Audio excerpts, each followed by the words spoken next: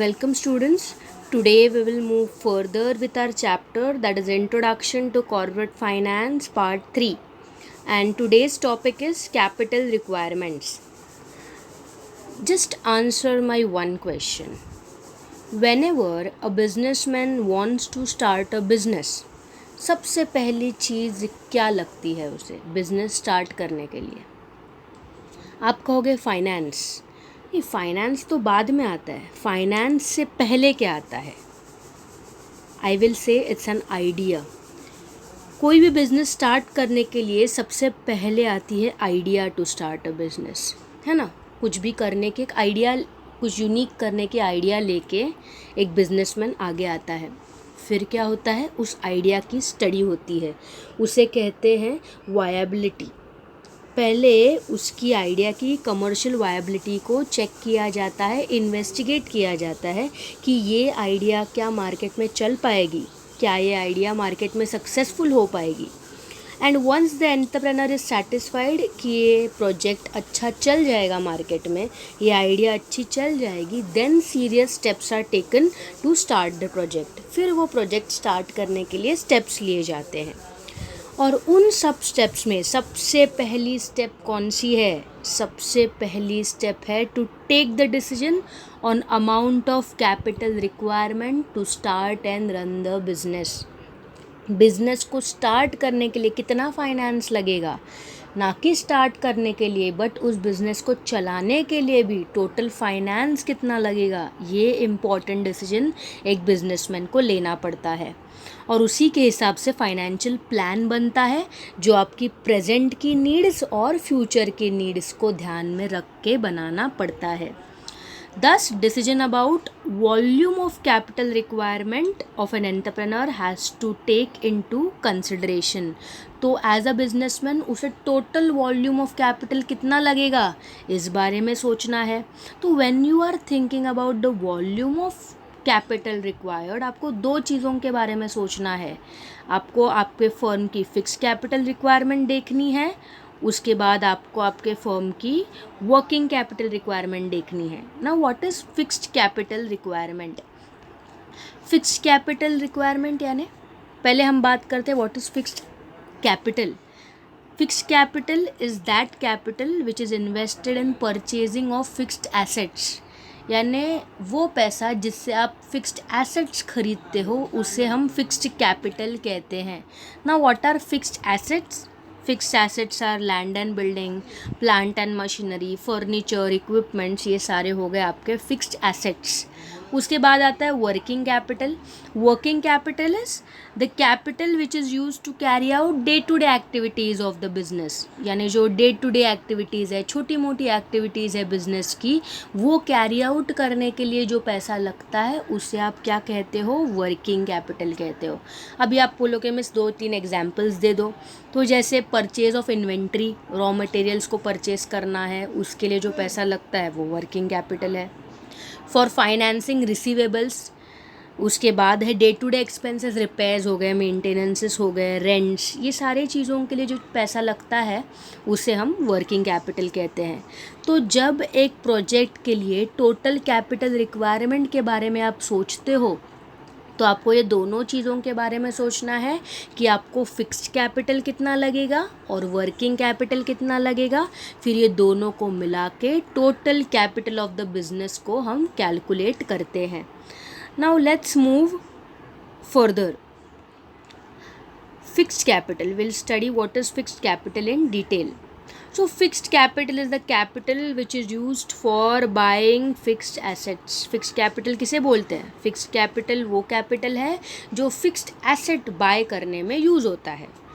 Now fixed assets are those assets which are used for longer period of time. अभी आप ही सोचो, ये land and building है, plant and machinery है, ये fixed assets जब लोग खरीदते हैं तो ऑब्वियसली उसे लॉन्गर पीरियड ऑफ टाइम के लिए ही रखते हैं लोग, जैसे more than 5 years, 10 years, 20 years तक। They are not meant for resale. ऐसा है क्या कि आज एक फर्नीचर खरीद लिया या फिर आज लैंड एंड बिल्डिंग खरीद लिया, कल बेच दिया, परसों नया खरीद लिया? No, so they are not meant for resale. एक बार वो ले लिया, so they stay in the business for a longer period of time. In simple words, fixed capital refers to capital invested for acquiring fixed assets. फिर से वही बोल रहे हैं सिंपल शब्दों में, फिक्स्ड कैपिटल किसे कहते हैं? फिक्स्ड कैपिटल उस कैपिटल को कहते हैं जो फिक्स्ड एसेट खरीदने में इन्वेस्ट होता है, यानी वो पैसा जो फिक्स्ड एसेट खरीदने में लगाया जाता है उसे हम क्या कहते हैं? फिक्स्ड कैपिटल कहते हैं. It stays in the business for a longer period, almost permanently. For examples of fixed capital are capital used for purchasing land and building. वो पैसा जिससे आप लैंड एंड बिल्डिंग परचेज करते हो उसे आप फिक्स्ड कैपिटल कह सकते हो. वो पैसा जिससे आप फर्नीचर, प्लांट एंड मशीनरी खरीदते हो उसे आप फिक्स्ड कैपिटल कह सकते हो. Such capital is required usually at the time of establishment of a new company. देखो नॉर्मली फिक्स्ड कैपिटल की रिक्वायरमेंट कब होती है? जब आप कंपनी नई कंपनी आप एस्टैब्लिश करते हो, न्यू कंपनी फॉर्म करते हो. सोचो मैंने आपको बोला हमें कल से एक नया बिजनेस स्टार्ट करना है, तभी आप लैंड एंड बिल्डिंग लोगे, प्लांट एंड मशीनरी के लिए पैसा यूज़ करोगे, फर्नीचर खरीदोगे, हाँ कि नहीं? सो नॉर्मली जब एक नया बिजनेस स्टार्ट होता है तो फिक्स्ड कैपिटल की रिक्वायरमेंट ज़्यादा होती है. However, existing companies may also need such capital for their expansion and development, replacement of equipment, etc. जो एग्जिस्टिंग कंपनीज होती है उन्हें भी फिक्स्ड कैपिटल की ज़रूरत होती है. उनको कब होती है ज़रूरत? For the expansion of the business. अगर उन्हें बिज़नेस एक्सपांड करना है तो नए जगह पे उन्हें लैंड खरीदनी पड़ेगी, बिल्डिंग बनानी पड़ेगी. अगर उन्हें कुछ अपने बिज़नेस में डेवलपमेंट लानी है तो उन्हें नई नई टेक्नोलॉजी वाली मशीन्स को लाना पड़ेगा, उसके लिए उन्हें फिक्स्ड कैपिटल लगेगा. या तो उनके पास जो पुराने इक्विपमेंट्स है वो इक्विपमेंट्स को रिप्लेस करने के लिए उन्हें फिक्स्ड कैपिटल की ज़रूरत होगी. इनिशियली फिक्स्ड कैपिटल की जो प्लानिंग होती है वो कंपनी के प्रमोटर्स करते हैं. ना who are the promoters of the company? Who brings up the idea of the business. जो बिज़नेस की आइडिया लेके आते हैं वो प्रमोटर्स होते हैं. सो बेसिकली जब पहले बिज़नेस में कितना फिक्स्ड कैपिटल लगेगा इसकी जब प्लानिंग होती है वो प्लानिंग कौन करता है? प्रमोटर्स करते हैं. For this they first prepare a list of fixed assets needed by the company. सबसे पहले वो लिस्ट बनाते हैं कि हमारे कंपनी को स्टार्ट करने के लिए हमें कौन से फिक्स्ड एसेट्स लगेंगे. And cost of these assets is estimated. समझो उन्होंने लिखा हमें एक लैंड की ज़रूरत है, उसके ऊपर हम बिल्डिंग बनाएंगे, बिल्डिंग की ज़रूरत है, फिर हमें मशीनरीज़ की ज़रूरत है, फर्नीचर की ज़रूरत है और किसी इक्विपमेंट्स की ज़रूरत है. फिर ये सारे जो एसेट्स हैं उनकी कॉस्ट निकाली जाती है, estimated cost. They collect information regarding price of land, cost of construction of the building, cost of plant and machinery. तो ये सारे फिर जितने एसेट्स आपको चाहिए उनकी प्राइजेस के बारे में इंफॉर्मेशन निकाली जाती है और जो सबसे रीज़नेबल हो वो वहाँ से आप ख़रीद लेते हैं आपके fixed assets. The cost of different fixed assets is calculated and the resulting figure will be the total of fixed capital requirement of new firm. So अलग अलग fixed assets की जो वैल्यू होती है आप उसको प्रॉपरली उस वैल्यू को फिगर आउट करके फिर आप टोटल फिक्स्ड कैपिटल की वैल्यू निकालते हो. समझो एग्जाम्पल आपकी लैंड आ गई 1 करोड़ में, उसके ऊपर बिल्डिंग 50 लाख बन गई, 1.5 करोड़ यहीं पे हो गए. उसके बाद आपने वहाँ पे कुछ फर्नीचर 50 लाख का लगा दिया, 2 करोड़ हो गए. उसके बाद आपने कुछ इक्विपमेंट्स मंगा लिए 1 करोड़ के, 3 करोड़ हो गए. Now this is the 3 crore is the total fixed capital requirement of your new company. In recent years, estimating fixed capital requirement has assumed greater importance, particularly because of modern industrial processes, which are increased use of heavy and automated machinery. देखो अभी के ज़माने में सारी चीज़ें automatic हो गई है, मैन पावर का कम इस्तेमाल होता है और मशीन्स पे चीज़ें ज़्यादा बनाई जाती है. सो दैट इज़ वाई अभी के ईरा में फिक्स्ड कैपिटल को ज़्यादा इम्पोर्टेंस दिया है हमने. क्यों इम्पोर्टेंस दिया है? बिकॉज आजकल जो इंडस्ट्रियल प्रोसेसेस में नॉर्मली हैवी मशीनरी जो ऑटोमेटिक मशीनरी है वही इस्तेमाल होती है. And entrepreneur obtains funds for the purchase of fixed assets from capital market. अभी ये जो फिक्स्ड एसेट्स हैं वो 1-2 रुपए में तो आते नहीं हैं, उसे ह्यूज कैपिटल लगता है। तो ये जो ह्यूज कैपिटल है, एक एंटरप्रेन्योर उसे कैसे रेज करता है? By issue of shares, debentures, bonds और even long term loans. Financial institution से या बैंक से लोन लिए जाते हैं या फिर शेयर्स इशू किए जाते हैं, डिबेंचर्स, बॉन्ड इशू किए जाते हैं और इन पैसों से बिजनेसमैन्स अपने बिजनेस का जो फिक्स्ड कैपिटल रिक्वायरमेंट है वो फंड करते हैं। अभी देखो, अलग अलग फर्म्स होते हैं, अलग अलग बिजनेस होते हैं, उनके हर बिजनेस की अलग अलग फिक्स्ड कैपिटल की रिक्वायरमेंट होती है, हाँ कि नहीं? सो factors affecting fixed capital requirement के बारे में अब हम पढ़ेंगे कि ऐसे कौन से फैक्टर्स हैं जो ये फिक्स्ड कैपिटल की जो रिक्वायरमेंट है उसमें चेंजेस लाते हैं। सो पहला है नेचर ऑफ बिजनेस। देखो, आप कौन से टाइप का बिजनेस कर रहे हो उसके ऊपर भी डिपेंड होता है कि आपको फिक्स्ड कैपिटल कम लगेगा या ज़्यादा लगेगा। फॉर एग्जांपल, आप मैन्युफैक्चरिंग इंडस्ट्री में हो। मैन्युफैक्चरिंग इंडस्ट्री यानी ऐसी इंडस्ट्री जो रॉ मटेरियल को कन्वर्ट करती है फिनिश गुड्स में। तो ऑटोमोबाइल्स, कंप्यूटर्स, क्लोथिंग, ऐसा कुछ आप गुड्स बनाते हो, आपकी मैन्युफैक्चरिंग इंडस्ट्री है, तो वहाँ पे आपको फिक्स्ड कैपिटल की रिक्वायरमेंट बहुत ज़्यादा होगी। क्यों? क्योंकि आपको बहुत ज़्यादा फिक्स्ड एसेट्स लगेंगे, बड़ी बड़ी मशीन्स लगेंगी, आपको लैंड लगेगा, बिल्डिंग लगेगा, उतना बड़ा इंफ्रास्ट्रक्चर लगेगा। सो मैन्युफैक्चरिंग कंपनीज़ के लिए फिक्स्ड कैपिटल की रिक्वायरमेंट ज़्यादा होती है। उसके बाद पब्लिक यूटिलिटीज़ यानी ये जो पब्लिक यूटिलिटी सर्विसेज जो गवर्नमेंट हमें प्रोवाइड करती है, रेलवे है, इलेक्ट्रिसिटी है या फिर रोड कंस्ट्रक्शन, ये सारी जो चीज़ें हैं उनके लिए फिक्स्ड कैपिटल ज़्यादा लगेगा, हाँ कि नहीं? अभी देखो, रेलवे है, रेलवे में कितनी बड़ी बड़ी गाड़ियाँ हैं, ये इसके लिए ये परचेज़ करने के लिए कितना ज़्यादा फिक्स्ड कैपिटल लगेगा। So manufacturing industries and public utilities have to invest huge amount of funds to acquire fixed assets, while trading businesses may not need huge investment in fixed assets. देखो, manufacturers हो, public utilities में काम करते हो तो आपको बहुत ज़्यादा फिक्स्ड कैपिटल लगेगा क्योंकि आपको बहुत ज़्यादा फिक्स एसेट्स को परचेज़ करना है।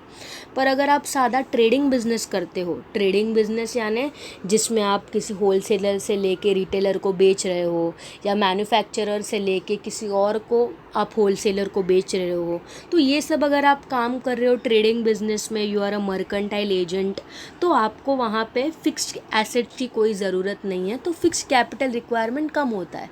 ज़्यादा से ज़्यादा आपको क्या लगेगा? आपको लैंड लगेगी, उसके ऊपर छोटा सा आप बिल्डिंग बनाओगे जिसमें आप आपका ट्रेडिंग को कैरी आउट कर सकते हो। ना आपको मशीनरीज़ लगेगा, ना आपको हैवी इक्विपमेंट्स लगेगा, तो वहाँ पे आपका फिक्स्ड कैपिटल का रिक्वायरमेंट कम होगा। Next is size of business. Where a business firm is set up to carry on large scale operations, its fixed capital requirement are likely to be high.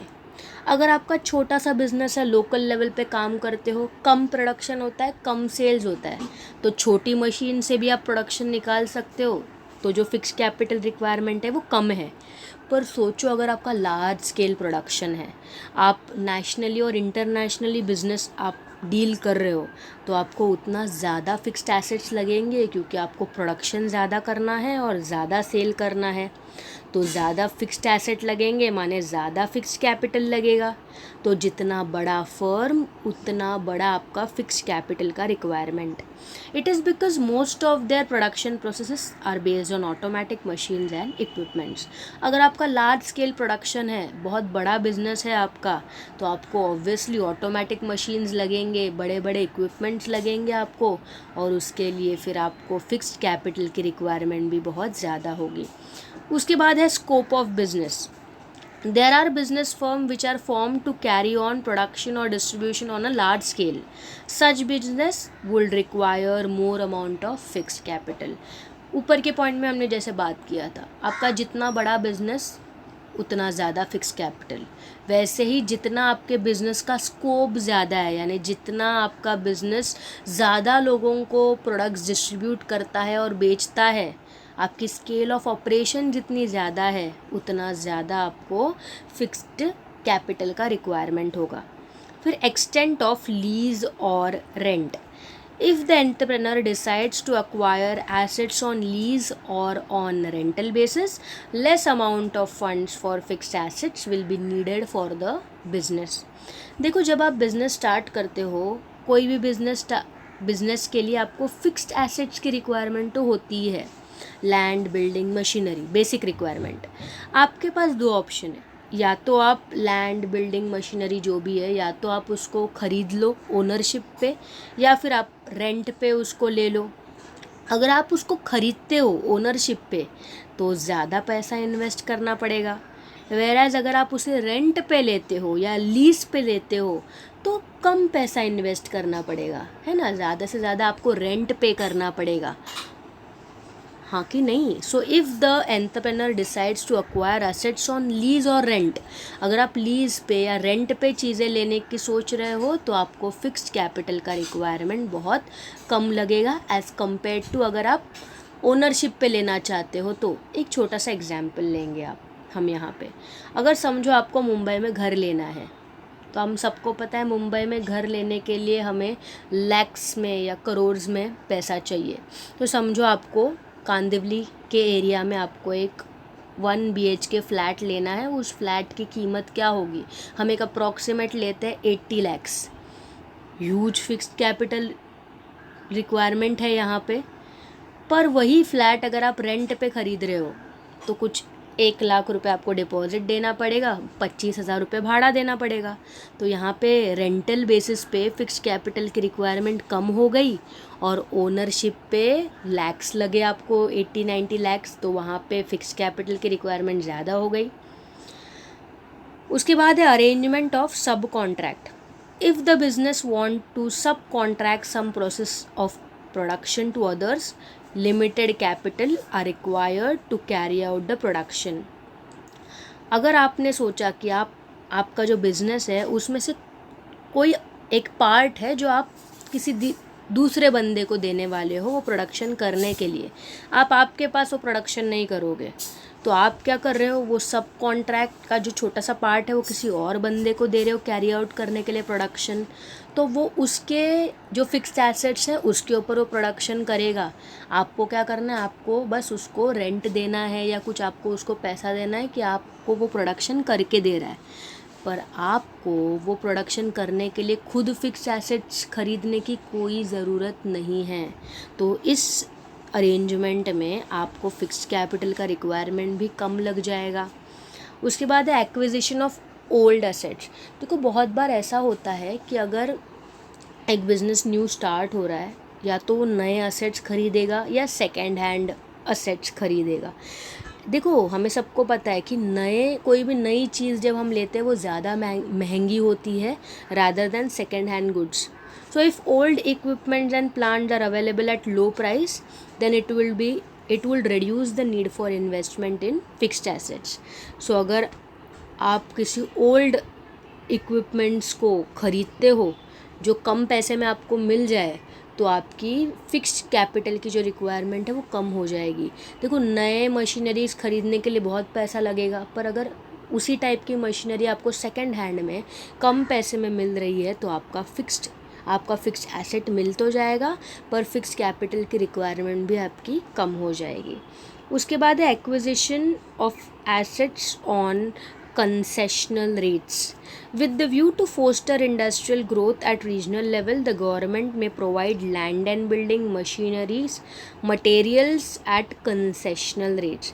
देखो, कभी कभी ऐसा होता है कि गवर्नमेंट आपको सपोर्ट करता है आपका बिज़नेस ग्रो करने के लिए, पर गवर्नमेंट कब सपोर्ट करेगा आपको, जब आप ऐसे एरिया में डेवलपमेंट लाने की कोशिश करोगे जहाँ ज़्यादा डेवलपमेंट है नहीं. कोई रूरल एरिया में अगर आपका बिज़नेस सेटअप कर रहे हो, देखो, जब आप रूरल एरिया में आपका बिज़नेस सेटअप कर रहे हो, यानी आप डायरेक्टली इनडायरेक्टली वहाँ पे डेवलपमेंट कर रहे हो, वहाँ पे आप एम्प्लॉयमेंट जनरेट कर रहे हो, वहाँ के लोगों की स्टैंडर्ड ऑफ लिविंग को आप बढ़ा रहे हो.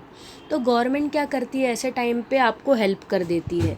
आपको वो लैंड एंड बिल्डिंग या मटेरियल्स जो है वो कंसेशनल रेट्स पे दे देती है, कम पैसे में. Plants and equipments may also be made available on installment basis. तो गवर्नमेंट बोल सकती है ना, आप तो भाई समाज कल्याण का काम कर रहे हो, आप तो रूरल डेवलपमेंट कर रहे हो, तो आप ये जो प्लांट एंड मशीनरी हम आपको दे रहे हैं वो आप इंस्टॉलमेंट बेसिस पे ले लो, हमें इंस्टॉलमेंट्स में पैसा दे देना। सो ये कंसेशन गवर्नमेंट ने हमें दे दिया। So such facilities will reduce the requirement of fixed capital. तो ऐसे टाइम पे क्या हो जाएगा, फिक्स कैपिटल की रिक्वायरमेंट बहुत ज़्यादा कम हो जाएगी, क्योंकि आप तो लॉट में पैसा तो देने वाले नहीं हो, आप तो इंस्टॉलमेंट्स में पैसा देने वाले हो। उसके बाद है international conditions. This factor is very significant particularly in large organisation carrying business on international level. जब आप बिजनेस इंटरनेशनल लेवल पे कैरी आउट करते हो तो ऑब्वियसली फिक्स कैपिटल का रिक्वायरमेंट बहुत ज़्यादा होता है। Companies expecting war may decide to invest large funds to expand fixed assets before there is shortage of material. अभी यहाँ पे एक एग्जाम्पल लिया है। देखो, अगर कोई कंपनी एक्सपेक्ट कर रही है, कंपनी इंटरनेशनल लेवल पे ट्रेड कर रही है किसी और देश के साथ, कंपनी ए कंट्री में है, वो बी कंट्री में अपने गुड्स बेच रही है। अगर ए कंट्री के कंपनी को लगता है कि बी कंट्री में जो कंपनीज़ है तो ए और बी कंट्री के बीच में वॉर होने वाला है, ठीक है, तो ये जो कंपनी है वो क्या सोचती है कि जब वॉर होगा तो गुड्स की तो शॉर्टेज हो जाएगी, तो उससे अच्छा मैं क्या करता हूँ, मैं अभी ही ज़्यादा फिक्स्ड एसेट ख़रीद लेता हूँ, ज़्यादा मशीनरीज़ ख़रीद लेता हूँ और पहले ही ज़्यादा प्रोडक्शन करके रखता हूँ, ताकि जब भी वॉर हो तब मटेरियल्स का शॉर्टेज ना हो। तो दैट इज़ इंटरनेशनल कंडीशंस। उसके बाद है trend in economy. If the future of the company is anticipated to be bright, it gives green signal to business entrepreneurs to carry out all sort of expansion of business firm। देखो, जब company setup होती है उसके दो भविष्य होते हैं, या तो आगे जाके कंपनी बहुत अच्छा फ्यूचर है कंपनी का, या तो कंपनी चल नहीं रही है, लॉस हो रहा है और एक ना एक दिन से बंद होना है। अगर ऑन द ब्राइटर साइड सोचते हैं कि आपने कंपनी एस्टेब्लिश कर ली, अच्छा खासा चल रहा है आपका बिज़नेस, तो अभी आप एक्सपांशन के बारे में सोचोगे, बिज़नेस बढ़ाने के बारे में सोचोगे, और जब आप बिज़नेस बढ़ाने के बारे में सोचते हो तब आप फिक्स्ड एसेट्स भी ज़्यादा परचेज़ करोगे, यानी आपको तब फिक्स्ड कैपिटल की रिक्वायरमेंट बहुत ज़्यादा होगी। क्यों? क्योंकि आप ज़्यादा एसेट्स परचेज़ करके ज़्यादा प्रोडक्शन करना चाहोगे और ज़्यादा सक्सेसफुल होना चाहोगे। उसके बाद है population trend. When the population is increasing at a high rate, certain manufacturers find this an opportunity to expand the business. देखो, हम सबको पता है पॉपुलेशन बढ़ रही है, लोगों की डिमांड्स बढ़ रही है, नीड्स बढ़ रही हैं, तो बिज़नेस के लिए ये अपॉर्चुनिटी है ज़्यादा प्रोडक्शन करने की, ज़्यादा सेल्स करने की और ज़्यादा प्रॉफिट कमाने की। सो ऐसे वक्त पर बिज़नेस क्या करता है, इन अपॉर्चुनिटीज़ का फ़ायदा उठाता है। फॉर एग्ज़ाम्पल, अभी तो ऑटोमोबाइल इंडस्ट्री में बूम हो रही है, इलेक्ट्रॉनिक गुड्स की डिमांड बढ़ रही है, रेडीमेड गारमेंट्स, रेडीमेड क्लोथ्स, हर चीज़ लोगों को रेडीमेड चाहिए। तो business are coming up with new ideas to expand their business, to increase their sales and to make profits. पर इन सब चीज़ों के लिए फ़िक्स्ड कैपिटल की रिक्वायरमेंट भी ज़्यादा हो गई, क्योंकि अगर आपको एक्सपांड करना है तो आपको फ़िक्स्ड कैपिटल भी ज़्यादा लगेगा। उसके बाद consumer preferences. Industries providing goods and services which are in good demand will require large amount of capital. ऐसी इंडस्ट्रीज़ जो गुड्स एंड सर्विसेज ऐसे प्रोवाइड कर रही है जिनकी बहुत ज़्यादा डिमांड है, जितनी ज़्यादा डिमांड आपको उतना ज़्यादा प्रोडक्शन करना ही है, और ज़्यादा प्रोडक्शन करने के लिए आपको क्या लगेगा, फ़िक्स्ड एसेट लगेंगे, और वो फ़िक्स्ड एसेट्स खरीदने के लिए आपको क्या लगेगा, फ़िक्स्ड कैपिटल लगेगा, हाँ कि नहीं। तो ये जो एग्जाम्पल में दिया है, देखो, mobile phone manufacturer as well as mobile network providers, ये दोनों इंडस्ट्रीज़ अभी बूम हो रही है, तो फिक्स्ड कैपिटल की रिक्वायरमेंट भी बढ़ रही है। And the last is competitive factor. This factor is prime element in decision making regarding fixed capital requirements. If one of the competitors shift to automation, the other companies in the same line of activity will be compelled to follow that competitors. देखो competition का ज़माना है भाई, हर कोई rat race में पड़ा है, हर किसी को आगे जाना है, एक दूसरे के कॉम्पिटिटर्स हैं हम. तो अगर समझो कोई प्रोडक्ट लाइन में कुछ 3-4 कंपनीज़ हैं, अगर उसमें से कोई एक कंपनी ने अपना प्रोडक्शन ऑटोमेटिक कर दिया, यानी बड़ी बड़ी मशीन्स बना दी उसने और न्यू टेक्नोलॉजी से वो प्रोडक्शन कर रहा है, तो जो बाकी के 3 लोग हैं जो उसके साथ compete कर रहे हैं वो भी सोचेंगे अरे हम भी ऑटोमेटिक प्रोडक्शन करेंगे, हम भी हमारे टेक्नोलॉजी में एडवांसमेंट लाएंगे. तो ये जो कॉम्पिटिटिव फीलिंग है कि वो आगे जा रहा है तो मुझे भी आगे जाना है, उसे अकेले को मैं आगे जाने कैसे दूँ, तो ये फीलिंग भी leads to high investment in fixed capital. तो तब आपको नई मशीनरीज लानी है, आपको डेवलप होना है, तो आपको फिक्स्ड एसेट्स लगेंगे और फिक्स्ड एसेट खरीदने के लिए आपको क्या लगेगा, fixed capital. So what do we learn today. हमने ये पढ़ा कि फिक्स्ड कैपिटल किसे बोलते हैं. तो फिक्स्ड कैपिटल किसे बोलते हैं, the capital which is invested in purchasing of fixed assets, है ना. जिस पैसे से फिक्स्ड एसेट्स परचेज किए जाते हैं उसको फिक्स्ड कैपिटल कहते हैं. और फिक्स्ड कैपिटल बिजनेस में ऑलमोस्ट परमानेंटली रहता है. उसके बाद हमने कुछ फैक्टर्स पढ़े जो फिक्स्ड कैपिटल के रिक्वायरमेंट को अफेक्ट करते हैं. अगर द साइज़ ऑफ बिज़नेस, जितना बड़ा आपका बिज़नेस है उतना ज़्यादा आपको फिक्स्ड कैपिटल लगेगा. फिर पॉपुलेशन ट्रेंड, अगर आपके प्रोडक्ट का डिमांड बहुत ज़्यादा है, पॉपुलेशन बहुत ज़्यादा बढ़ रही है, तो उसके हिसाब से आप प्रोडक्शन भी बढ़ाओगे. प्रोडक्शन को बढ़ाने के लिए आपको फिक्स्ड एसेट्स को बढ़ाना पड़ेगा और फिक्स्ड एसेट्स खरीदने के लिए आपको फिक्स्ड कैपिटल लगेगा, है कि नहीं. उसके बाद स्केल ऑफ ऑपरेशन, जितने बड़े स्केल पे आप आपका बिज़नेस को चला रहे हो उतना ज़्यादा आपको फिक्स्ड कैपिटल लगेगा. फिर अगर आप मैन्युफैक्चरिंग बिज़नेस में हो, मैन्युफैक्चरिंग इंडस्ट्री में हो, यानी आप कुछ मैन्युफैक्चर कर रहे हो तो आपको फिक्स्ड कैपिटल की रिक्वायरमेंट ज़्यादा होगी. पर अगर आप ट्रेडिंग बिज़नेस में हो, यानी बस आप ट्रेडिंग कर रहे हो, इससे माल लेके उसको बेचना है, तब आप ज़्यादा प्रोडक्शन नहीं कर रहे हो, तो आपको फिक्स्ड कैपिटल की रिक्वायरमेंट कम होगी. उसके बाद कंज्यूमर प्रेफरेंसेस, आजकल consumer is the king of the market. जो कंज्यूमर मांगेगा आपको उसको प्रोवाइड करना है.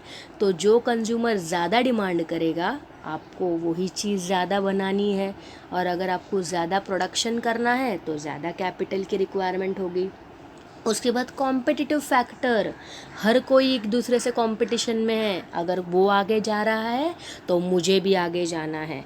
और अगर आपको सक्सेस हासिल करना है और अगर आपको किसी और को compete करना है तो आपको न्यू टेक्नोलॉजी के साथ, न्यू इनोवेटिव प्रोडक्ट्स के साथ आना है.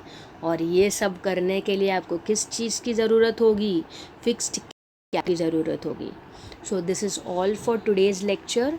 In the next lecture we will study about working capital. Thank you.